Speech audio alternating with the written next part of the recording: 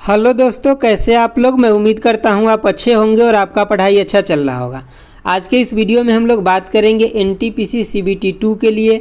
ये आपका general awareness का सेट नंबर 5 है। अगर आप इसे पीछे का नहीं देखे तो देख लीजिएगा, आपको प्लेलिस्ट में मिल जाएगा। इसमें हम लोग 50 क्वेश्चन देखेंगे, बिल्कुल एग्जाम तौर पे है, ठीक है। तो चलिए देखते हैं आज का पहला क्वेश्चन। इसको आपको टेस्ट के रूप में भी लगा सकते हैं या मेरे साथ सीख भी सकते हैं।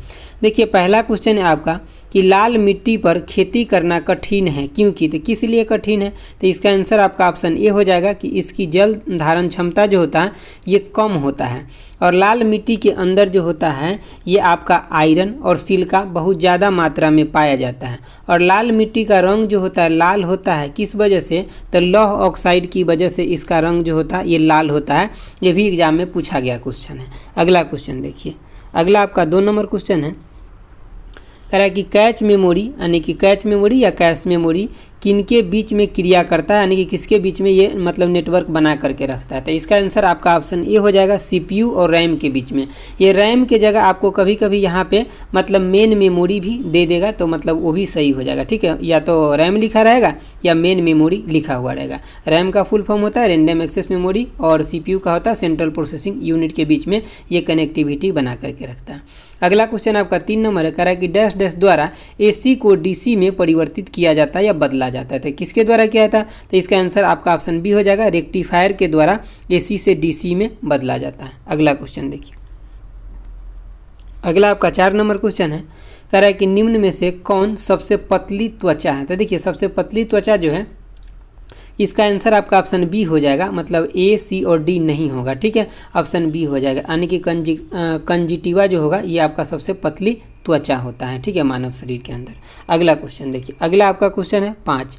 देखिए 5 नंबर क्वेश्चन कर रहा है कि जब किसी वस्तु पर ऊष्मा पड़ता है तो क्या होता है। देखिए किसी भी वस्तु के ऊपर जब ऊष्मा पड़ेगा तो उसमें अवशोषण भी हो सकता है, परावर्तन भी हो सकता है, या प्रसारित भी हो सकता है, यानी कि एब्जॉर्ब भी कर सकता है बॉडी, रिफ्लेक्ट भी उसको कर सकता है और ट्रांसमिट भी कर सकता है। वो डिपेंड करता है कि वस्तु के अंदर कैसा प्रॉपर्टी है, कैसा उसका कलर है, उस सब पे वो डिपेंड करेगा, ठीक है। लेकिन ये तीनों गतिविधि उसमें हो सकता है। अगला क्वेश्चन है आपका क्वेश्चन नंबर 6। देखिए क्वेश्चन नंबर 6 का है कि कला के किस रूप में बिजोन, जिराफ, हाथी और बंदर का चित्र जानवर हैं, यानी कि चित्रित जानवर है। देखिए ये आपको पहले के जो मतलब पहले के समय में क्या होता है कि चित्र जो उगाया जाता था, चित्रित किया जाता था, किस पे किया जाता था, वो एक चट्टान पे मतलब पत्थर पे, रॉक पे किया जाता था। तो इसका आंसर क्या हो जाएगा, ऑप्शन बी हो जाएगा, चट्टान कला हो जाएगा। अगला क्वेश्चन देखिए, अगला आपका 7 नंबर क्वेश्चन है। कह रहा है कि गुप्त वंश के अधीन कौन सा स्वरूप प्रशासनिक की संरचना है। तो देखिए गुप्त का मतलब गुप्त वंश के समय जो था वो प्रशासनिक जो था वो जैसा अभी के प्रशासनिक है ना, जैसे कि पहले आपका मतलब गांव होता है, उसके बाद होता है कि मतलब फिर पंचायत होता है, फिर राज्य होता है, फिर सेंट्रल होता है, मतलब इस क्रम में आगे बढ़ता है ना, विकेंद्रीकरण पंचायत होता है ना, तो उसी तरह से गुप्त समय में था। तो इसका आंसर क्या हो जाएगा, आपका ऑप्शन बी हो जाएगा, यानी कि विकेंद्रीकरण जो था वो प्रशासन व्यवस्था था। लेकिन यही मौर्य काल में क्या था कि केंद्रीकृत प्रशासन व्यवस्था था। अगर आपसे मौर्य काल का पूछ ले तो ऑप्शन ए हो जाएगा, और गुप्त काल के पूछ ले तो क्या हो जाएगा, ऑप्शन बी हो जाएगा। अगला क्वेश्चन देखिए, अगला क्वेश्चन है आपका 8 नंबर। कह रहा है किस राष्ट्रीय आंदोलन में जब कांग्रेस के सभी शीर्ष नेताओं को गिरफ्तार कर लिया गया था उसे रेडियो प्रसारण द्वारा भी निर्देशित किया गया था। तो देखिए भारत छोड़ो आंदोलन, देखिए भारत छोड़ो आंदोलन जो है इसी में मतलब ऑपरेशन जीरो आवर चला करके और कांग्रेस के सभी वरिष्ठ नेता को मतलब गिरफ्तार कर लिया गया था। और स्टार्ट कब हुआ था, तो ये 9 अगस्त से स्टार्ट हुआ था। 9 अगस्त मतलब 1942 में स्टार्ट हुआ था, ठीक है। और ये कहाँ से, तो बॉम्बे से स्टार्ट हुआ था। तो ये आपको याद रखना, हालांकि ये सब तो आपको याद ही होगा, ठीक है। देखिए कभी कभी यहाँ 9 की जगह ना 8 भी रहता है, तो ऑप्शन में अगर 9 ना रहे तो 8 ले लेना है। अगर ऑप्शन में 9 रहे तो ये 9 से एक्चुअली स्टार्ट हुआ था। ऐसे जो पारित हुआ था 8 को हो गया था, लेकिन ये स्टार्ट जो हुआ सारा कुछ तो ये 9 से हुआ था। तो आपको कहीं कहीं 8 भी देखने के लिए मिल जाएगा, तो ऑप्शन पे भी डिपेंड कर जाएगा चीज़ें। अगला क्वेश्चन देखिए, अगला आपका 9 नंबर क्वेश्चन है। कह रहा है कि नदी में जल प्रवाह के साथ एक प्लंज पुल का निर्माण मतलब होता है तो कब होता है। तो देखिए जैसे कि आप नदी में देखिए तो पानी का बहाव होता है, तो उसमें कभी पानी ऊपर जाता है कभी नीचे आता है, तो ऐसे भावर बनते रहता है, ठीक है। तो किस वजह से होता है, तो मतलब इसका आंसर आपका ऑप्शन सी हो जाएगा, जहाँ जलीय पानी की प्रक्रिया जो होता है अधिक तीव्र होता है वहीं ये प्लंज पुल बनता है। जहाँ जल का जो मतलब प्रक्रिया जो होता है ना, जलीय का बहाव जो होता है अधिक तीव्र होता है, वहीं पे ये चीज़ें बनता है। अगला क्वेश्चन देखिए, अगला आपका 10 नंबर क्वेश्चन है। कह रहा है भारत के तट से पृथक कहाँ पर उच्च तीव्रता होगी किंतु वहाँ पे असामान्य चक्रवात होता है। तो देखिए सबसे पहली बात, जो बंगाल के इधर तो अरब सागर हो गया अपना, इधर बंगाल के खाड़ी में जो भी चक्रवात आता है ये बहुत ज़्यादा तेज होता है, लेकिन यही अरब सागर में जो चक्रवात आता है इसके कंपेरिजन में थोड़ा सा इसका स्लो रहता है, कम रहता है। ठीक है, तो ये कहाँ पे आएगा, जो असामान्य होगा यानी कि अनयूजेबल होगा, तो ये हो जाएगा आपका ऑप्शन मतलब अरब सागर हो जाएगा, ऑप्शन डी हो जाएगा। ठीक है, और बंगाल के खाड़ी में जो चक्रवात आता है ये बहुत तेज आता है, भयानक आता है, लेकिन अरब सागर में थोड़ा सा स्लो आता है उसके कंपेरिजन में। अगला क्वेश्चन देखिए, अगला क्वेश्चन है आपका 11 नंबर, कह रहा है कि प्रतिरोध को डैश डैश की मदद से मापा जा सकता है। तो इसका आंसर आपका डी हो जाएगा, यानी कि ओम मीटर से और जो प्रतिरोध ब्रिज होता है उससे भी, दोनों से इसको मापा जाता है। अगला क्वेश्चन आपका 12 नंबर है, कह रहा है कि एक जल जनित रोग पोलियो। यहाँ पे देखिए जब भी आप पोलियो देखें तो आपका दिमाग क्या काम कर गया होगा कि वायरस की वजह से ही होने वाला रोग होगा, तो मतलब वायरस या मतलब विषाणु हो जाएगा। ठीक है, तो ये हो जाएगा इसका आंसर। अगला क्वेश्चन है आपका क्वेश्चन नंबर 13 है। देखिए 13 नंबर क्वेश्चन कह रहा है कि कोलेस्ट्रॉल के जमने के कारण यानी कि धमनियों की कठोरता को कहते हैं। तो मतलब उसको क्या कहते हैं, जैसे कि देखते हैं ना कि मतलब हृदय में कोलेस्ट्रॉल बढ़ जाता है तो उसको हम क्या बोलते थे, इसका जो कठोर हो जाता है उसकी वजह से, तो उसको हम ऑप्शन सी बोलते हैं, आर्टियोस्क्लेरोसिस बोलते हैं। इसको क्या बोलते हैं, आर्टियोस्क्लेरोसिस बोलते हैं। तो ये होता है, यानी कि बायोलॉजी का नेम है तो आपको पता ही थोड़ा सा डिफिकल्ट होता है। अगला क्वेश्चन देखिए, अगला क्वेश्चन है देखिए आपका 14 नंबर क्वेश्चन है कि शिक्षा, स्वास्थ्य एवं सड़क और बुनियादी ढांचों की संख्या में वृद्धि के कारण किन क्षेत्रों में वृद्धि होगा। तो देखिए जब आपका शिक्षा बढ़ जाएगा, स्वास्थ्य बढ़ जाएगा, सड़क मतलब सब कुछ मॉडर्न तरीके से बढ़ने लगेगा तो लोगों का जीवन स्तर जो है यानी कि जीवन का गुणवत्ता जो है अपने आप ही बढ़ने लगेगा। तो इसका आंसर क्या हो जाएगा, ऑप्शन सी हो जाएगा। अगला क्वेश्चन देखिए, अगला क्वेश्चन है आपका 15 नंबर, क्या कह रहा है कि यानी कि राज्य के कौन से नीति निर्देशक सिद्धांत गांधीवाद आदर्श पर आधारित है। तो गांधीवाद आदर्श पे जो आधारित है इसका आंसर आपका ऑप्शन सी हो जाएगा, ग्राम सभा हो जाएगा। गांधी जी का मतलब जो उनका कहना था कि मेरा जो आदर्शवाद है ये कहाँ निवास करता है, तो गाँव में निवास करता है। ठीक है, और ग्राम पंचायत का जो गठन है ये आर्टिकल आपका 40 में किया गया है। ठीक है, आर्टिकल 40 के अकॉर्डिंग है। और पहला जो ग्राम मतलब पंचायत का जो स्टार्ट हुआ था ये राजस्थान के नागौर से हुआ था और पंडित जवाहरलाल नेहरू के द्वारा किया गया था स्टार्ट, और 2 अक्टूबर 1959 को ये चीज़ें स्टार्ट हुआ था और 73वें संविधान संशोधन के द्वारा इसे संवैधानिक दर्जा मिला हुआ है। ठीक है, चलिए अगला क्वेश्चन देखिए, अगला क्वेश्चन है आपका क्वेश्चन नंबर 16, कह रहा है हरे और स्वच्छ उत्पादन का लक्ष्य क्या है। तो देखिए इसका लक्ष्य यही होता है कि जो भी आप वेस्ट करते हैं ना चीज़ उसको जितना मिनिमाइज कर सके, जितना मिनिमाइज करते तो यही इसका लक्ष्य होता है। जैसे कि आप सपोज कीजिए कॉपी पे पढ़ते हैं तो जितना आप पेज को मतलब कम ज़्यादा से ज़्यादा यूटिलाइज कीजिएगा, वेस्टेज कम कीजिएगा ना, तो उतना वो ज़्यादा अच्छा होगा। किसके लिए, हरे और स्वच्छ उत्पादन के लिए, क्योंकि आपको पता है ये सब जो बनता है पेड़ पौधों को ही काट करके बनता है, तो इसी वजह से। तो इसका आंसर क्या हो जाएगा, ऑप्शन बी हो जाएगा, यानी कि वेस्टेज को मिनिमाइज करना। ठीक है, अगला क्वेश्चन देखिए, अगला आपका 17 नंबर, देखिए 17 नंबर है कि कीट का मुख्य उत्सर्जी पदार्थ क्या होता है। तो देखिए यहाँ पे यूरिक अम्ल कर लीजिए। ठीक है, अम्ल कर लीजिए, यहाँ तो टाइपिंग थोड़ा मिस्टेक होता है और मिस्टेक हो गया, और इंग्लिश में भी सुधार लीजिएगा। तो देखिए जो कीट का जो उत्सर्जी पदार्थ होता है ये होता है आपका यूरिक अम्ल होता है, और यूरिया किसका होता है, तो स्तनधारी के होता है, जैसे कि हमारा आपका ये सब का हो गया। ठीक है, और अमोनिया किसका उत्सर्जी पदार्थ होता है, तो ये होता है जो जल में जो रहता है ना जीव उसका, जैसे कि आपका मछली हो गया, ये सब का जो उत्सर्जी पदार्थ होता है क्या होता है, अमोनिया होता है। अगला क्वेश्चन देखिए, अगला आपका 18 नंबर क्वेश्चन है, कह रहा है अम्ल जल को शुद्ध करने के लिए किस एलम का उपयोग होता है। तो देखिए इसमें होता है आपका पोटास एलम का प्रयोग करके इसको अम्लीय जल को शुद्ध किया जाता है। तो इसका आंसर कौन हो जाएगा, ऑप्शन सी हो जाएगा, याद रखना है आपको।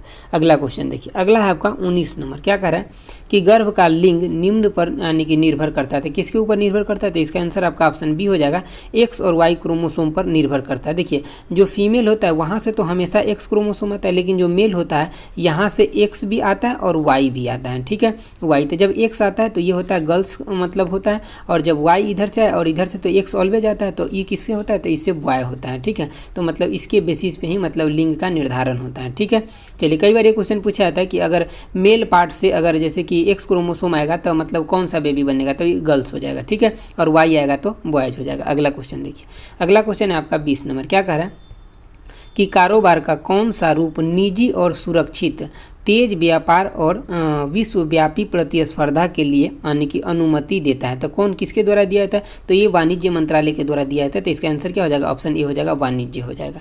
अगला क्वेश्चन देखिए, अगला क्वेश्चन है आपका 21 नंबर, क्या कह रहा है कि हॉकी खेल की अवधि कितनी देर की होता है, तो इसका अवधि जो होता है आपका ऑप्शन बी हो जाएगा 75 मिनट का होता है। और इसमें कितने खिलाड़ी होता है, तो 11 खिलाड़ी होता है हॉकी में। अगला क्वेश्चन देखिए, अगला है कि कितने देश यानी कि कितने देश या क्षेत्र ऐसे होगा, कितने देश या क्षेत्र गोल्ड कोस्ट में यानी कि ऑस्ट्रेलिया के गोल्ड कोस्ट में जो राष्ट्रमंडल खेल हुआ था ना 2018 में, तो ये पूछ रहा है कि उसमें कितने देश पार्टिसिपेट किया था। तो इसका आंसर आपका ऑप्शन डी हो जाएगा, 71 देश पार्टिसिपेट किया था। देखिए दोस्तों, मतलब जो गेम अभी पिछले बार हुआ है, अभी आगे वो गेम नहीं हुआ है, मतलब ये 2022 में होना है, अभी नहीं हुआ है, तो उस गेम को भी आप देख करके एक बार जाइएगा, क्योंकि यहाँ से होगा ना कि जो ऊपर का क्वेश्चन होगा इंपॉर्टेंट, वो क्वेश्चन आपके एग्जाम में आ सकता है। ठीक है, बहुत सारे वीडियो आपको यूट्यूब पर मिल जाएगा 5-5, 10 मिनट का, तो उसको आप देख लीजिएगा एक बार जरूर।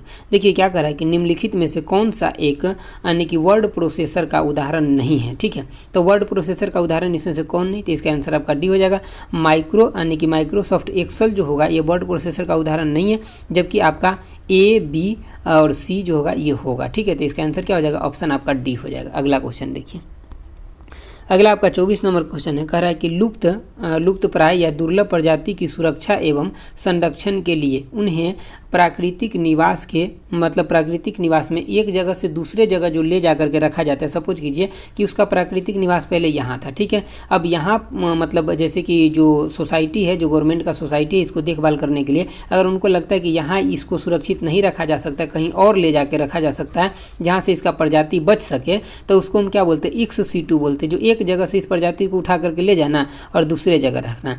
लेकिन अगर इसी प्लेस पे जहाँ पे ये पहले से है, इसी जगह पे इसको संरक्षित करना, तो क्या कहलाता है, इन सीटू कहलाता है। तो यही क्वेश्चन पूछा जाता है कि प्राकृतिक निवास से किसी दूसरे व्यवस्था क्षेत्र में ले जाना क्या कहलाता है, तो उसको हम क्या बोलते हैं, एक्स सीटू बोलते हैं, दूसरे जगह ले जाना। लेकिन यहीं पे पूछा रहता है कि उसी स्थान पर इसको संरक्षित करना क्या कहलाता है, तो इन सीटू कहलाता है। अगला क्वेश्चन देखिए, अगला क्वेश्चन है आपका 25 नंबर, क्या कह रहा है कि 15 डिग्री सेल्सियस पर दिए हुए गैस का प्रेशर जो है कितना है, तो ये आपका पी है। ठीक है, यदि आयतन को स्थिर रखा जाए यानी कि वॉल्यूम को आप कांस्टेंट कर दीजिए, तो कह रहा है कि प्रेशर जो है मतलब 3P के कारण जो तापमान में कितना मतलब वृद्धि होगा या तापमान कितना हो जाएगा, ये आपसे पूछा जा रहा है। दो तरीके से पूछा जाता है, एक तो ये पूछा जाता है कि तापमान में वृद्धि कितना होगा, दूसरा ये पूछा जाता है कि तापमान कितना हो जाएगा। तो देखिए ये चीज़ें तो आप पढ़ ही होइएगा। पी वी इजगल टू में क्या होता है, NRT होता है, तो ये कांस्टेंट है, ये भी कांस्टेंट है, तो मतलब डायरेक्ट पी का रिलेशन किससे हो गया, टी से हो गया।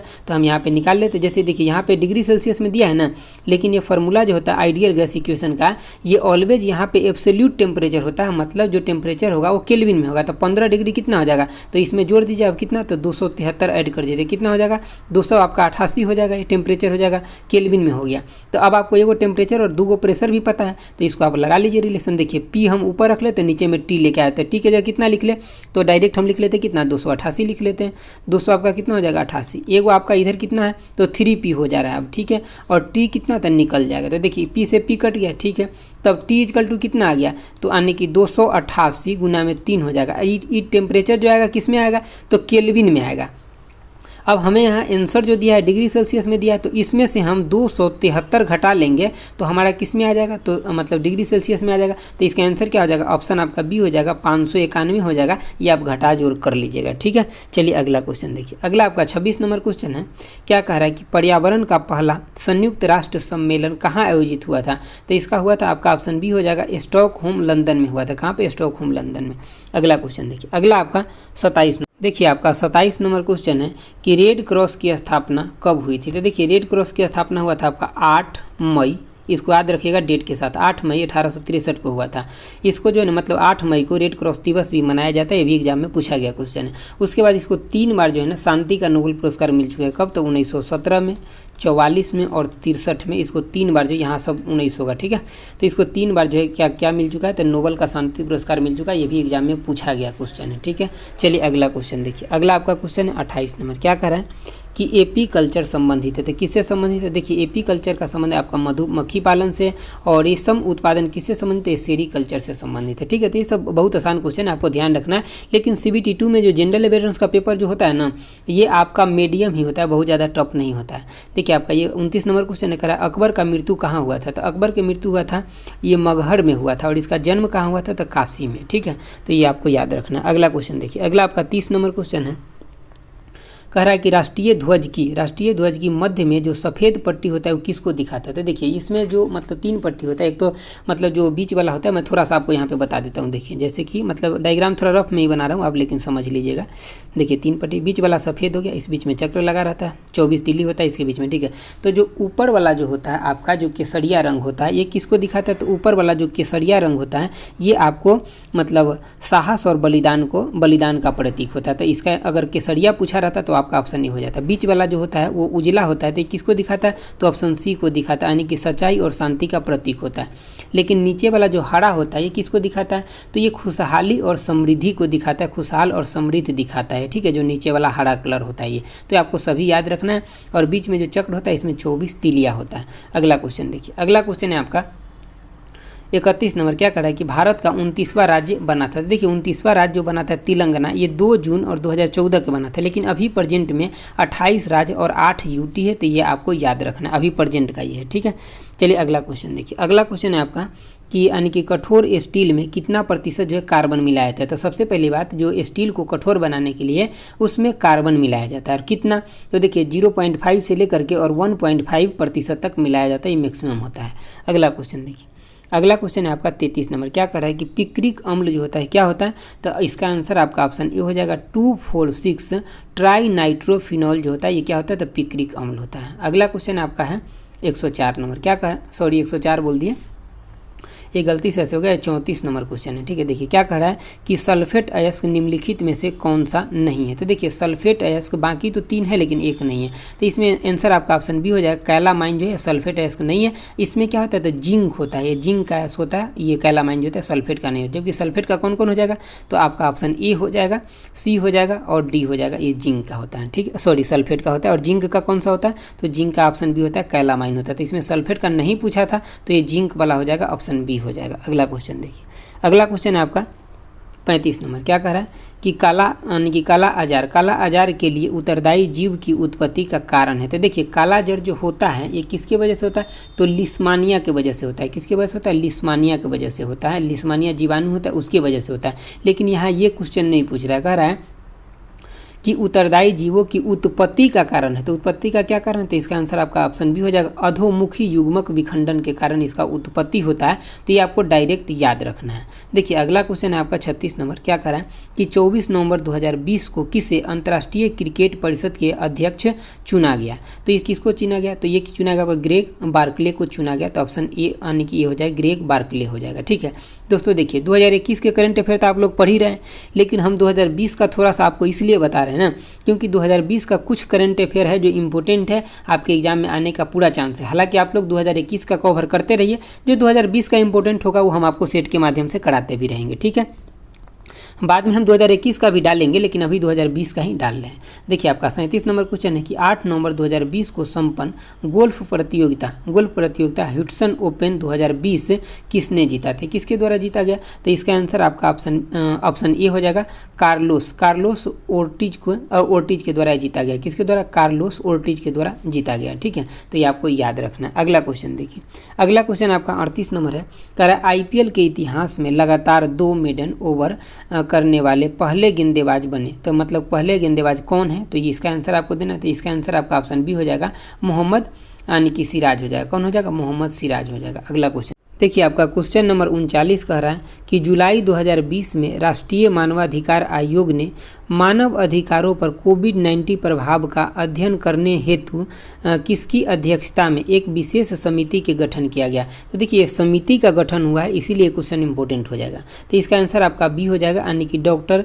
के.एस. रेड्डी की अध्यक्षता में। किसकी अध्यक्षता में, डॉक्टर के.एस. रेड्डी की अध्यक्षता में। अगला क्वेश्चन देखिए, अगला आपका 40 नंबर क्वेश्चन है, कह रहा है कि हाल ही में अंतर्राष्ट्रीय क्रिकेट परिषद का नया अध्यक्ष किसे चुना गया। तो ये क्वेश्चन रिपीट हो गया एक, ठीक है। तो ऑप्शन सी हो जाएगा, ऑप्शन डी हो जाएगा, सी डी आगे पीछे होगा, ठीक है। तो ग्रेग बार्कले की अध्यक्षता में चुना गया। आपको सीधे ये याद रखना है कि अंतर्राष्ट्रीय क्रिकेट परिषद का नया अध्यक्ष किसे चुना गया, तो ग्रेग बार्कले को चुना गया। अगला क्वेश्चन आपका 41 नंबर है कि अक्टूबर 2022 में किस खाड़ी देश में पहली बार चुनाव होगा। तो बहुत इंपॉर्टेंट क्वेश्चन हो जाएगा। इसका आंसर आपका ऑप्शन सी हो जाएगा, कतर में होगा। कहाँ पे होगा, कतर में होगा। चलिए अगला क्वेश्चन देखिए, अगला क्वेश्चन है आपका 42 नंबर। क्या कह रहा है कि हाल ही में कौन सा देश पेरिस जलवायु समझौते में आधिकारिक रूप से बाहर हुआ। तो देखिए सबसे पहली बात आपको क्वेश्चन बाहर हुआ वाला पूछे तभी भी आपका अमेरिका हो जाएगा, या ये क्वेश्चन पूछे कि हाल ही में अंदर किसने हुआ है तभी भी अमेरिका ही हुआ है, क्योंकि डोनाल्ड ट्रंप की अध्यक्षता में अमेरिका बाहर हो गया था, जो बाइडेन की अध्यक्षता में अब अमेरिका जो है फिर से इसमें शामिल हो गया है। ठीक है,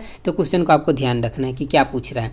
अगला आपका 43 नंबर क्वेश्चन है कि हाल ही में तूफान गोनी किस देश को अपनी चपेट में लिया था। किस देश को अपनी चपेट में लिया है गोनी तूफान? तो ये लिया आपका ऑप्शन सी हो जाएगा, फिलीपींस को लिया है। ठीक है, अगला क्वेश्चन देखिए, अगला क्वेश्चन है आपका 44 नंबर, कह रहा है कि भारतीय एथलेटिक्स महासंघ के अध्यक्ष पुनर्निर्वाचित हुए थे। किसको पुनर्निर्वाचित किया गया? तो इसका आंसर आपका ऑप्शन बी हो जाएगा, आदिले सुमारी वाला को किया गया। किसको किया गया? आदिले सुमारी वाला को किया गया। अगला क्वेश्चन है आपका कि IMF का 190 नंबर का जो देश बना है 2020 में, ये कौन बना है? तो इसका आंसर आपका ऑप्शन डी हो जाएगा, अंडोरा बना है। कौन बना है? अंडोरा बना है। अगला क्वेश्चन देखिए, अगला क्वेश्चन है आपका कि हाल ही में भारत में रूस की वैक्सीन स्पुतनिक 5 को मतलब उत्पादन करने का अनुमति दे दिया गया था। कौन से कंपनी के द्वारा किया जाएगा ये आपसे पूछा जा रहा था। इसका आंसर क्या हो जाएगा? ऑप्शन सी हो जाएगा, यानी कि हेट्रो कंपनी के द्वारा ये उत्पादन किया जाएगा या स्टार्ट हो गया है। ठीक है, चलिए अगला क्वेश्चन देखिए, अगला आपका 47 नंबर क्वेश्चन है कि 2024 के ओलंपिक में 10 प्रतिस्पर्धाओं को कम कर दिया गया है। मतलब जितना भी पहले था उसमें 10 को कम कर दिया गया, तो अब कुल कितना यानी कि प्रतिस्पर्धा होगा? तो इसका आंसर आपका ऑप्शन बी हो जाएगा, 329 होगा। लेकिन पहले कितना था? तो इसमें 10 जोड़ दीजिए तो 339 था, अब 10 को कम कर दिया गया। अगला क्वेश्चन आपका 48 नंबर कह रहा है कि बांग्लादेश में किस प्रकार की सरकार है? तो यहाँ पे आपका ऑप्शन बी हो जाएगा, संसदीय लोकतंत्र सरकार है, और बांग्लादेश 1971 में आज़ाद हुआ था। किससे? पाकिस्तान से। अगला क्वेश्चन देखिए, अगला क्वेश्चन है आपका 49 नंबर, कह रहा है कि यूरोपीय संघ का वह देश जिसने एकल मुद्रा यूरो को अंगीकृत नहीं किया, मतलब यूरो को नहीं अपनाया है, तो कौन सा देश है? तो इसका आंसर आपका ऑप्शन बी हो जाएगा, यूके जो है वो यूरो के नहीं अपनाया, बाकी देश अपनाया हुआ है, जो ऑप्शन में है इसमें से वो। ठीक है, चलिए अगला क्वेश्चन देखिए, अगला क्वेश्चन है आपका 50 नंबर, क्या कह रहा है? स्कॉर्पियन श्रेणी के अंतर्गत हाल ही में 5वीं पनडुब्बी का जलावतरण किया गया, यानी कि उसका नाम क्या है ये आपको बताना है। तो उसका नाम क्या है? ये करंज नहीं होगा, यानी कि वागिर हो जाएगा। क्या हो जाएगा? वागिर हो जाएगा, उसका नाम हो जाएगा। ठीक है, वागिर उसका नाम है, जो कि 5वीं श्रेणी का है पनडुब्बी, इसको जलावतरण किया गया है। ठीक है, स्कॉर्पियन श्रेणी का है। ठीक है, तो दोस्तों अगर आपको अच्छा लगा तो प्लीज़ आप एक बार लाइक शेयर और सब्सक्राइब जरूर कर लीजिए, और मेरे साथ जुड़े रहिए। हम आपको 50 क्वेश्चन का सेट देते रहेंगे, और ये सब क्वेश्चन काफ़ी इंपॉर्टेंट है, इसका आप रिविजन करते रहिएगा। और हाँ, जो मैंने पहले PDF दिया है उसमें एक्चुअली आंसर मैंने टिक ही नहीं किया, भूल गया, तो अब से जो PDF आपको मिलेगा ना, इसमें सब में हम आंसर लगा करके ही आपको देंगे। ठीक है, तो आज के लिए इतना ही रखते हैं। Thanks for watching, okay bye, जय हिंद दोस्तों।